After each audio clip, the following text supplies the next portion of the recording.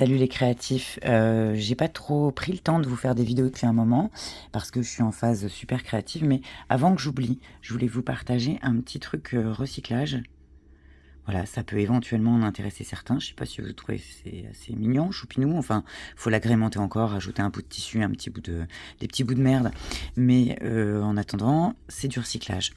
Vous connaissez certainement ces fermetures éclairs-là qu'on achète au mètre, voire au kilomètre.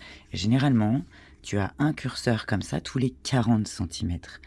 C'est chouette quand tu as des projets qui sont relativement grands, mais quand, tu as fait une dizaine de projets comme ça, qui font 20 centimètres de large, bah, tu pas besoin de plus que ça. T'as pas besoin de ben, il va te rester en gros 10 fois 20 centimètres, donc 2 mètres de fermeture éclair sans curseur inutilisable.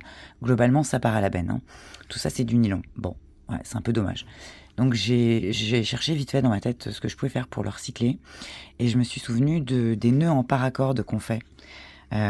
Si vous avez un ami survivaliste, il saura de quoi je parle, mais ou même un ami dans l'armée, hein, tout simplement. Les nœuds, ou un marin, voilà, les nœuds, c'est quelque chose qui est ancestral et qui vaut vraiment, le coup de connaître deux trois trucs de base. Et ben, en fait, c'est simple.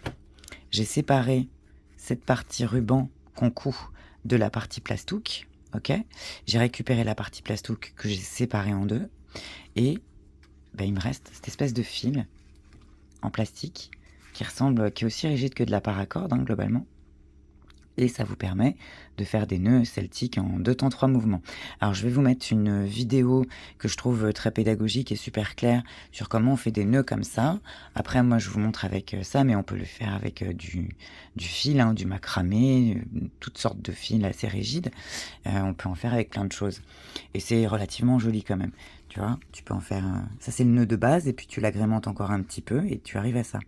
Donc je vais vous mettre le lien de la vidéo en dessous. Si vous avez de la fermeture éclair comme ça au mètre et que vous savez pas trop quoi en faire, bah voilà, vous pouvez toujours faire des petites breloques comme ça pour accrocher sur vos petits projets.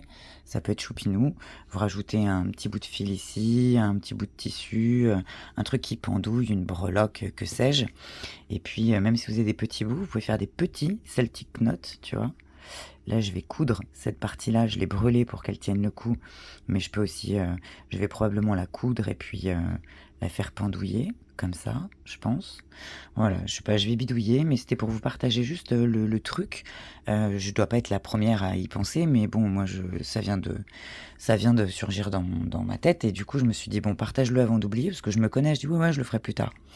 Puis on le fait pas, on est tous d'accord. Bon, voilà, je vous souhaite un été créatif et je vous fais des bisous, à bientôt.